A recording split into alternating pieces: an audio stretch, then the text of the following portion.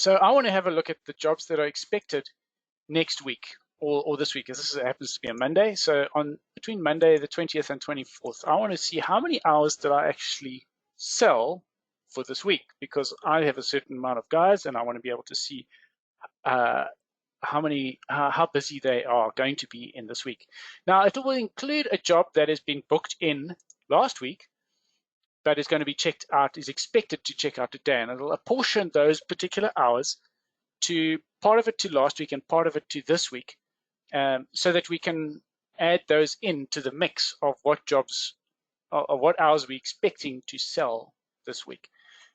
Now, this becomes very interesting because now you can forecast and you can say, okay, right, I need 200 hours on my stripping assembly, I need 300 hours panel beating, whatever the case is, and then you can see whereabouts you are at in terms of your calculations and your totaling.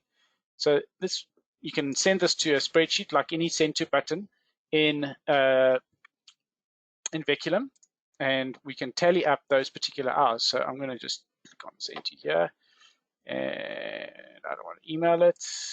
I don't actually want to email it. I don't know why I clicked email there. I need to click file.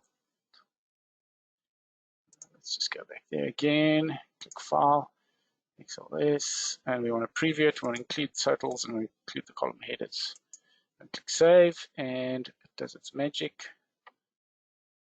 Generates the spreadsheet, move it over here, and there it is. So you can see that I've quoted 4.4 hours, and the actual apportioned hours for next week are 3.45 hours in stripping assembly, panel beating 40.5, painting 11.61.